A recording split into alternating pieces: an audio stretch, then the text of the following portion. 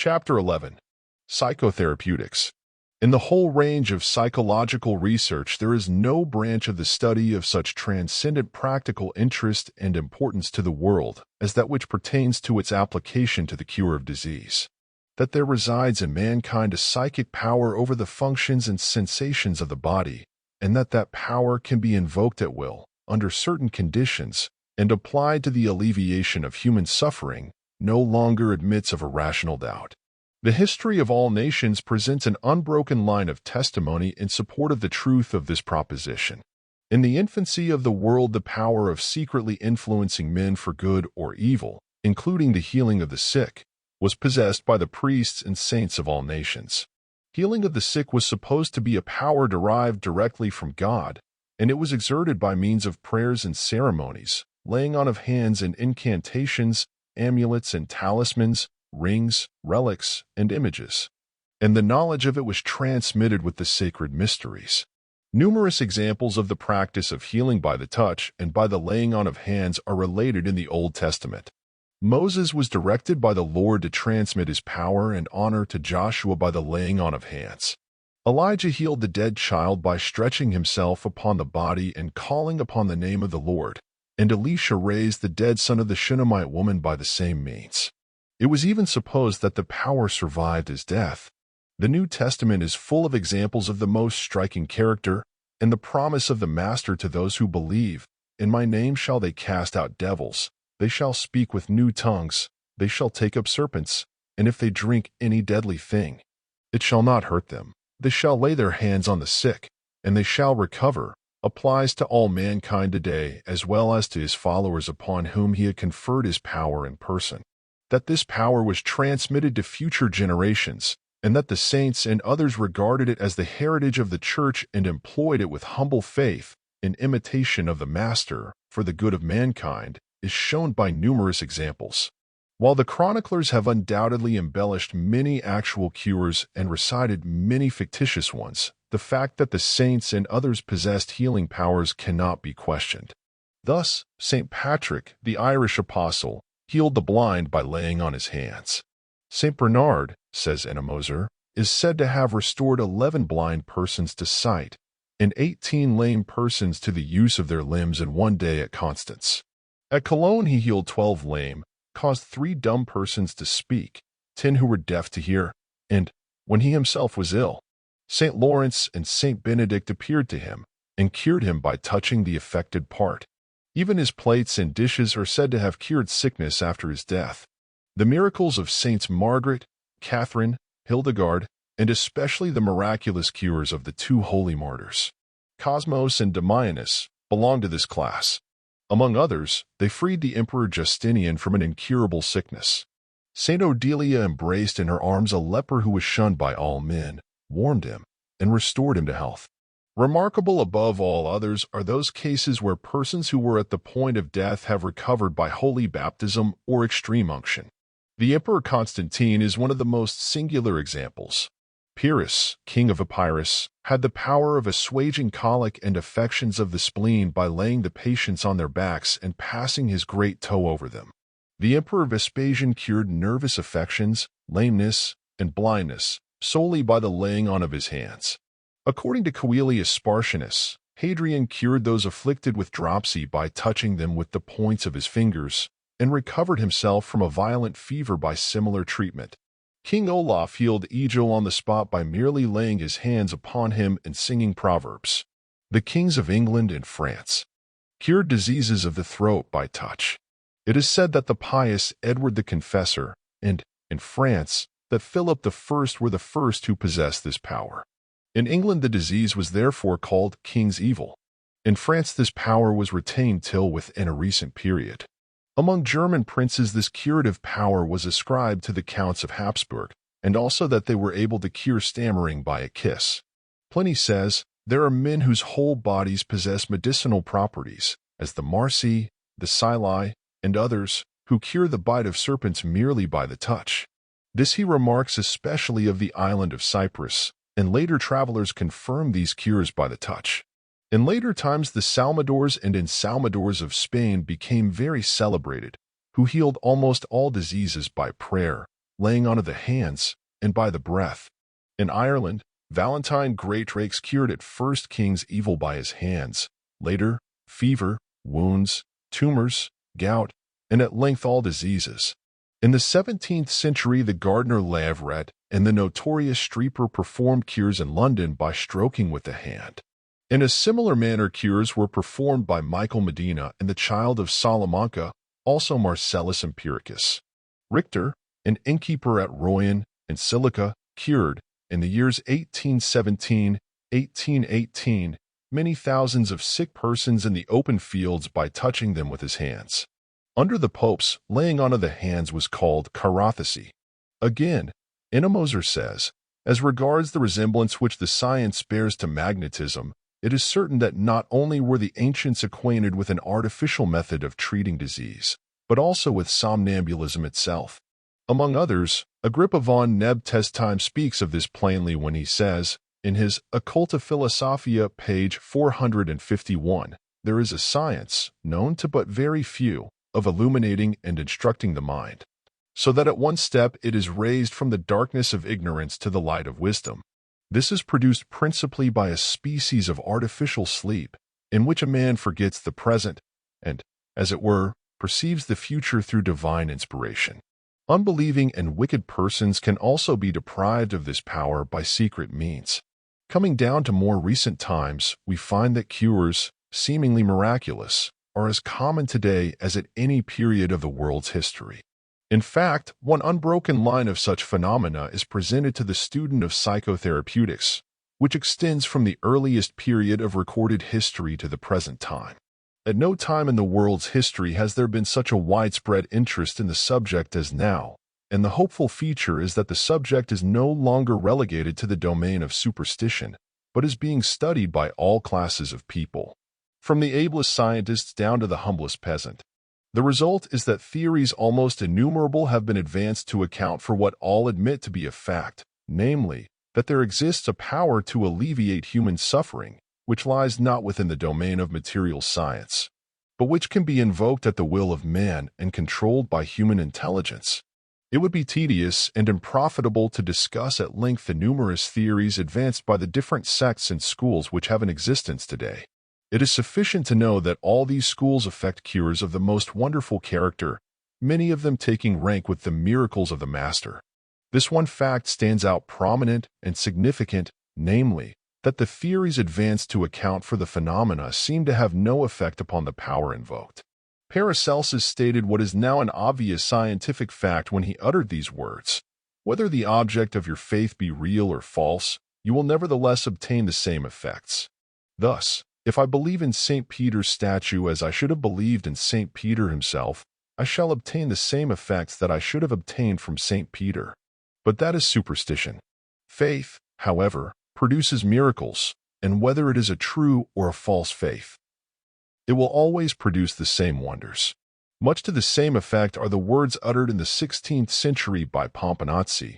We can easily conceive the marvelous effects which confidence and imagination can produce, particularly when both qualities are reciprocated between the subjects and the person who influences them. The cures attributed to the influence of certain relics are the effect of this imagination and confidence. Quacks and philosophers know that if the bones of any skeleton were put in place of the saint's bones, the sick would none the less experience beneficial effects, if they believed that they were near veritable relics.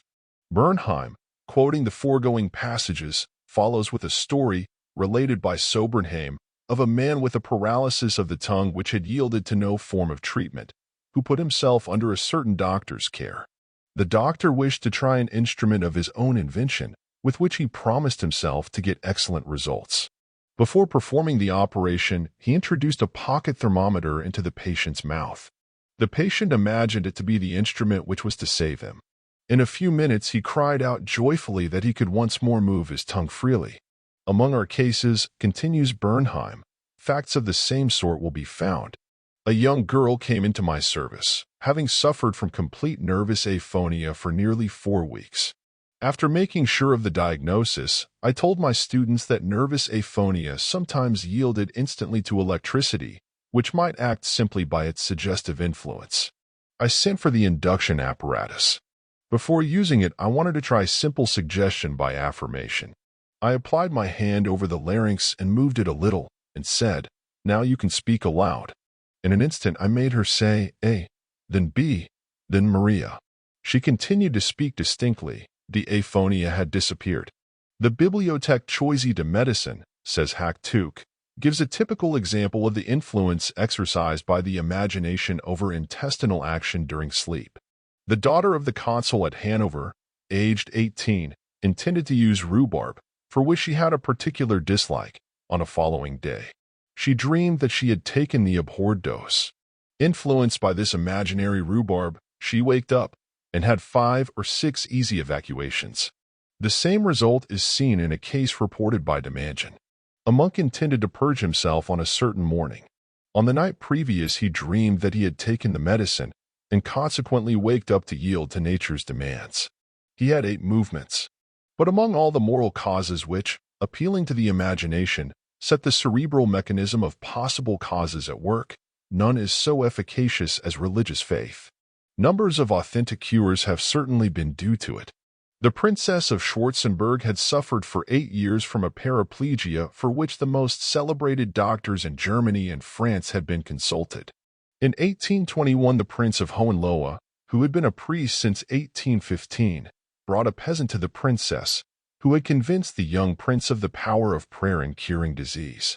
The mechanical apparatus, which had been used by Dr. Heine for several months to overcome the contracture of the limbs, was removed. The prince asked the paralytic to join her faith both to his and the peasant's. "Do you believe you are already helped?" "Oh, yes, I believe so most sincerely." "Well, rise and walk." At these words, the princess rose and walked around the room several times and tried going up and downstairs. The next day she went to church, and from this time on she had the use of her limbs. Bernheim then proceeds to give a resume of some of the histories of cures which took place at Lourdes, where thousands flock annually to partake of the healing waters of the famous grotto. The history of that wonderful place is too well known to need repetition here. It is sufficient to say that thousands of cures have been effected there through prayer and religious faith, and the cures are as well authenticated as any fact in history or science. The most prominent and important methods of healing the sick now in vogue may be briefly summarized as follows. 1. Prayer and religious faith, as exemplified in the cures performed at Lourdes and at other holy shrines. To this class also belong the cures effected by prayer alone, the system being properly known in this country as the faith cure and the prayer cure. 2. The mind cure, a professed method of healing which rests upon the suppositions that all diseased states 01 the body are due to abnormal conditions of the mind, and that the latter, and thus the former, can be cured by the direct action of the mind of the healer upon the mind of the patient. 3. Christian Science. This method of healing rests upon the assumption of the unreality of matter. This assumed as a major premise, it follows that our bodies are unreal, and, consequently, there is no such thing as disease, the latter existing only in the mind, which is the only real thing in existence. 4. Spiritism, which is a system of healing based on the supposed interposition of spirits of the dead, operating directly or indirectly through a medium upon the patient. 5. Mesmerism. This includes all the systems of healing founded on the supposition that there exists in man a fluid which can be projected upon another at the will of the operator, with the effect of healing disease by the therapeutic action of the fluid upon the diseased organism. 6. Suggestive hypnotism. This method of healing rests upon the law that persons in the hypnotic condition are constantly controllable by the power of suggestion, and that by this means pain is suppressed, function modified, fever calmed, secretion and excretion encouraged, etc., and thus nature, the healer, is permitted to do the work of restoration.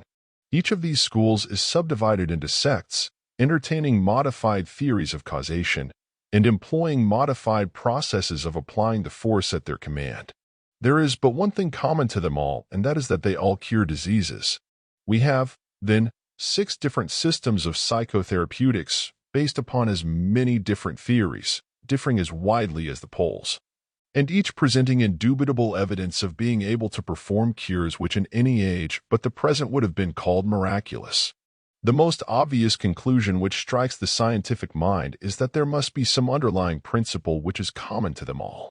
It is the task of science to discover that principle. It will now be in order to recall to the mind of the reader, once more, the fundamental propositions of the hypothesis under consideration. They are, first, that man is possessed of two minds, which we have distinguished by designating one as the objective mind and the other as the subjective mind. Secondly, that the subjective mind is constantly amenable to control by the power of suggestion. These propositions having been established, at least provisionally, by the facts shown in the foregoing chapters, it now remains to present a subsidiary proposition which pertains to the subject of psychotherapeutics, namely, the subjective mind has absolute control of the functions, conditions, and sensations of the body. This proposition seems almost self-evident, and will receive the instant assent of all who are familiar with the simplest phenomena of hypnotism.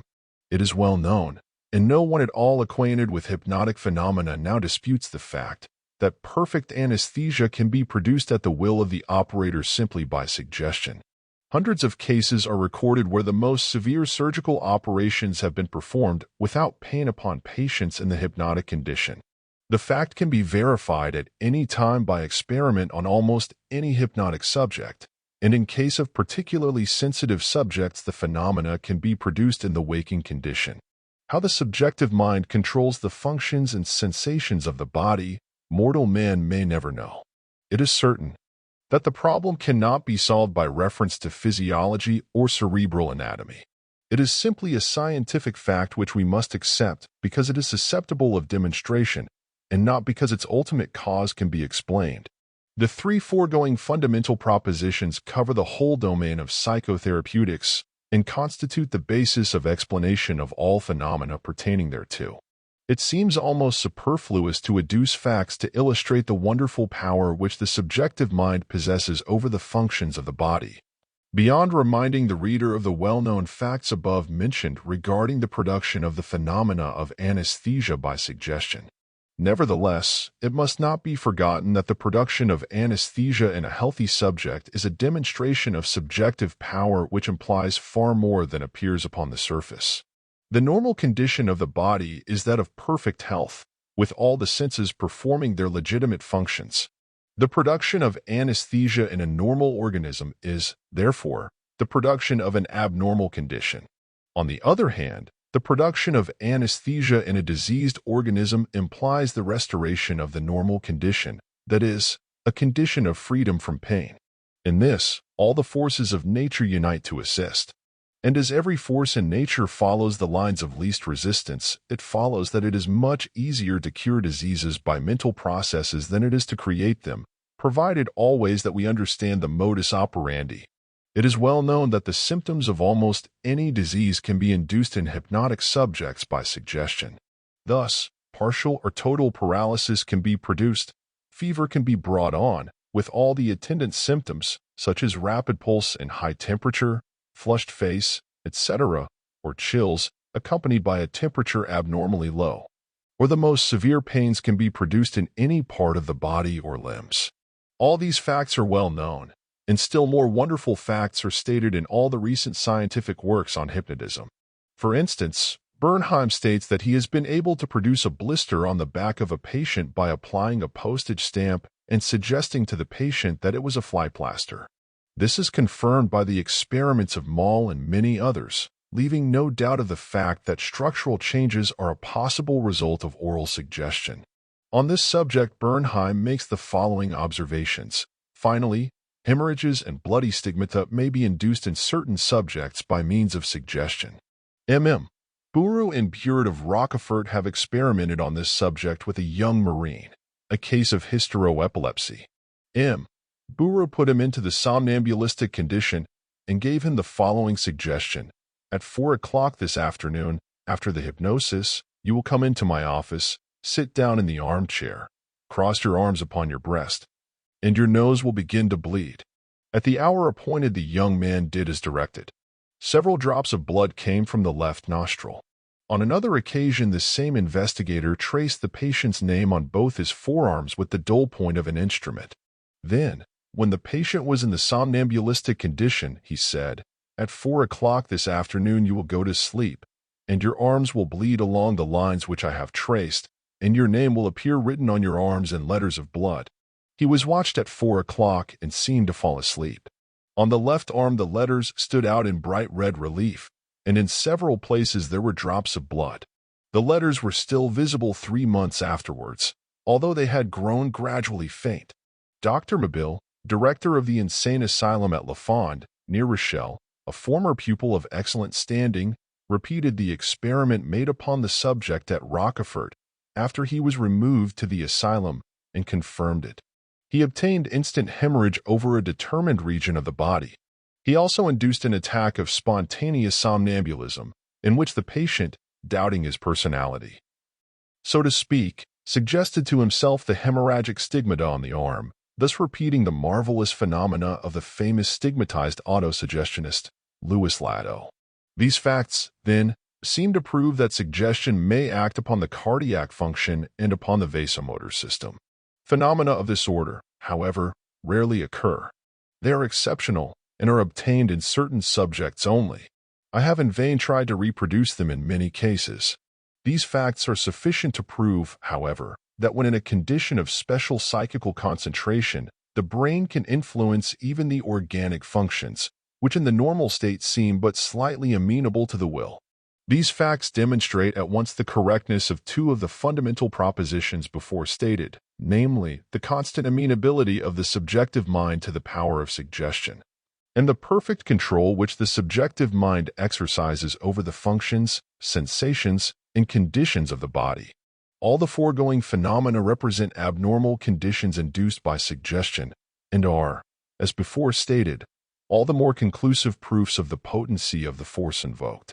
If, therefore, there exists in man a power which, in obedience to the suggestion of another, is capable of producing abnormal conditions in defiance of the natural instincts and desires of all animal creation, how much more potent must be a suggestion which operates in harmony with the natural instinctive desire of the patient for the restoration of normal conditions, and with the constant effort of nature to bring about that result. At the risk of repetition, the self-evident proposition will be restated, that the instinct of self-preservation is the strongest instinct of our nature, and constitutes a most potent, ever-present, and constantly operative autosuggestion, inherent in our very nature. It is obvious that any outside suggestion must operate with all the greater potentiality when it is directed on lines in harmony with instinctive autosuggestion. It follows that normal conditions can be restored with greater ease and certainty, other things being equal, than abnormal conditions can be induced. And thus it is that by the practice of each of the various systems of psychotherapeutics we find that the most marvelous cures are effected, and are again reminded of the words of Paracelsus, "Whether the object of your faith be real or false, you will nevertheless obtain the same effects." This brings us to the discussion of the essential mental condition prerequisite to the success of every experiment in psychotherapeutics, faith. That faith is the essential prerequisite to the successful exercise of psychic power is a proposition which has received the sanction of the concurrent experience of all the ages. Christ himself did not hesitate to acknowledge his inability to heal the sick in the absence of that condition precedent, which he held to be essential, not only to the enjoyment of the blessings which he so freely bestowed in this world, but to the attainment of eternal life. "Oh, ye of little faith," was his reproof to his followers when they returned to him and announced the decrease of their powers to heal the sick, thus proving that he regarded faith as an essential element of success, not only in the patient, but in the healer also. If the great healer thus acknowledged a limitation of his powers, how can we, his humble followers, hope to transcend the immutable law by which he was governed? Why is it that our belief has anything to do with the exercise of the healing power, is a question often asked. To this the obvious and only reply is that the healing power, being a mental or psychic force, is necessarily governed by mental conditions. Just why faith is the necessary mental attitude of the patient can never be answered until we are able to fathom the ultimate cause of all things. The experience of all the ages shows it to be a fact, and we must accept it as such, and content ourselves with an effort to ascertain its relations to other facts, and, if possible, to define its limitations and ascertain the means commanding it at will. It is safe to say that the statement of the fact under consideration has done more to retard the progress of the science of psychic healing than all other things combined. The skeptic at once concludes that, whatever good the system may do to credulous people, it can never be of benefit to him, because he does not believe in such things. And it is just here that the mistake is made, a mistake that is most natural in the present state of psychic knowledge, and one that is all but universal. It consists in the assumption that the faith of the objective mind has anything to do with the requisite mental attitude. The reader is again requested to call to mind the fundamental propositions of the hypothesis under discussion, namely, the dual personality and the power of suggestion. It follows from the propositions of our hypothesis, which need not be here repeated at length, that the subjective mind of an individual is as amenable to control by the suggestions of his own objective mind as it is by the suggestions of another. The law is the same. It follows that, whatever may be the objective belief of the patient, if he will assume to have faith, actively or passively, the subjective mind will be controlled by the suggestion, and the desired result will follow. The faith required for therapeutic purposes is a purely subjective faith, and is attainable upon the cessation of active opposition on the part of the objective mind. And this is why it is that, under all systems of mental therapeutics, the perfect passivity of the patient is insisted upon as the first essential condition. Of course, it is desirable to secure the concurrent faith both of the objective and subjective minds, but it is not essential, if the patient will in good faith make the necessary autosuggestion as above mentioned, either in words, or by submitting passively to the suggestions of the healer. It is foreign to the purpose of this book to discuss at length the various systems of mental therapeutics further than is necessary for the elucidation of our hypothesis. The theories upon which the several systems are founded will not, therefore, be commented upon, pro or con, except where they furnish striking illustrations of the principles herein advanced. Christian Science, so called, furnishes a very striking example of the principle involved in the proposition that the requisite subjective faith may be acquired without the concurrence of objective belief, and even in defiance of objective reason. That system is based upon the assumption that matter has no real existence. Consequently, we have no bodies, and hence no disease of the body is possible. It is not known whether the worthy lady founder of the school ever stopped to reduce her foundation principles to the form of a syllogism. It is presumed not, for otherwise their intense, monumental, and aggressive absurdity would have become as apparent to her as it is to others. Let us see how they look in the form of a syllogism. Matter has no existence. Our bodies are composed of matter. Therefore, our bodies have no existence. It follows, of course, that disease cannot exist in a non-existent body. That the above embraces the basis of the system called Christian Science no one who has read the works of its founder will deny. Of course, no serious argument can be adduced against such a self-evident absurdity. Nevertheless, there are two facts connected with this system which stand out in bold relief. One is that it numbers its followers by the 100,000. And the other is that the cures effected by its practitioners are of daily occurrence and of the most marvelous character. The first of these facts demonstrates the truth of the trite saying that any system of belief, if earnestly advocated, will find plenty of followers. The second shows in the most conclusive manner that the faith of the objective mind is not a necessary factor in the cure of disease by psychic processes. It seems obvious that no greater demand could be made upon the resources of our credulity than to tell us that all that is visible or tangible to our objective senses has no real existence. And yet that is what the patient of Christian Science is invited to believe as a condition precedent to his recovery. Of course, he feels at first that his intelligence is insulted, and he protests against such a palpable absurdity.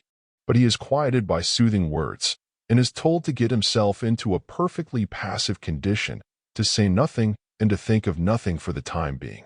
In some cases, patients are advised to hold themselves in the mental attitude of denying the possible existence of disease.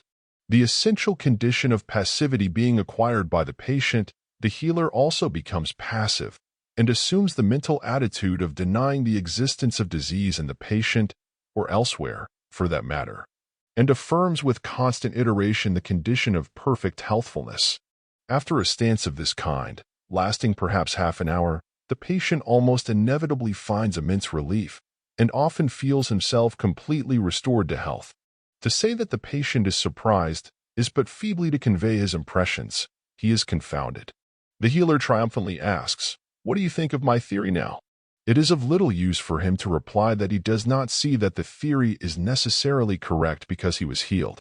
Most likely he fails to think of that in his gratitude for restored health. But if he does, he is met by the triumphant response, "By their fruits you shall know them." To the average mind, untrained to habits of logical reasoning, that settles the question, and Christian Science has scored a triumph and secured a follower. He may not be able to see quite clearly the logical sequences involved. He may be even doubtful whether the theory is necessarily correct, but not being able to formulate his objections. He contents himself with the thought that he is not yet far enough advanced in science to understand that which seems so clear to the mind of his teacher. In any event, he ceases to antagonize the theory by any process of reasoning and eventually believes, objectively as well as subjectively, in the substantial correctness of the fundamental theory. In the meantime, it is easy to see that his subjective faith has been made perfect by his passivity under treatment, and that his objective faith has been confirmed by his restoration to health. In all systems of healing, the processes, or rather the conditions, are essentially the same. The first essential condition, as before stated, being the perfect passivity and receptivity of the patient. That is always insisted upon, and it is the essential prerequisite, be the theory and method of operation what they may. The rest is accomplished by suggestion. Thus, the whole science of mental healing may be expressed in two words, passivity and suggestion. By passivity, the patient becomes receptive of subjective impressions. He becomes partially hypnotic, and sometimes wholly so. The more perfectly he is hypnotized, the surer the favorable result. But, in any case, perfect passivity is sure to bring about a good result. In the Christian Science methods, the healer also becomes passive and partially self-hypnotized. And this constitutes the difference between individual healers by that method. The more easily the healer can hypnotize himself, and the more perfect that condition, the more powerful will be the effect on the patient. The reason is this: the suggestions to the subjective mind of the patient are conveyed telepathically from the subjective mind of the healer. In order to produce that effect in perfection, it becomes necessary both for patient and healer to be in a partially hypnotic condition. The two subjective minds are then in rapport. The subjective mind of the healer, being properly instructed beforehand, then conveys the necessary suggestions to the subjective mind of the patient. The latter, being necessarily controlled by such suggestion, exercises its functions. In accordance therewith, and having absolute control of the sensations, functions, and conditions of the body, it exercises that control, and the result is that pain is relieved and the normal condition of health is restored. It is not, however, always necessary that either the patient or the healer should become even partially hypnotized, provided the requisite faith or confidence is established in the subjective mind of the patient. In such a case, however, it requires a concurrence both of objective and subjective faith to produce the best results. It has been claimed by some mental healers that faith on the part of the patient is not an essential prerequisite to successful healing. Doubtless some of the more ignorant ones believe that statement. But an observation of the methods of treatment employed by some who make this claim leads one to suppose that the statement often made to their patients that faith is unnecessary is rather a cunning evasion of the truth for the very purpose of inspiring faith. Thus, a patient enters the sanctum of a mental healer and begins by saying, "I understand that it is necessary that your patients have faith before they can be healed. If that is the case, I never can be healed by mental treatment, for I am utterly skeptical on the subject." To which the ready reply is, "Faith is unnecessary under my system. I do not care what you believe, for I can heal you, however skeptical you may be." This is generally satisfactory to the skeptic. He brightens with hope and submits to the treatment, full of the faith that he is to be healed without faith. It is superfluous to add that by this stroke of policy the healer has inspired the patient with all the faith required, namely, the faith of his subjective mind. I will not animadvert upon the propriety of this course, though I cannot help but contrast it with that of the great healer, who never descended to falsehood, even to the end that good might come. He always told his followers frankly that faith was essential, and his words are as true today as they were when he proclaimed to mankind that great secret of occult power.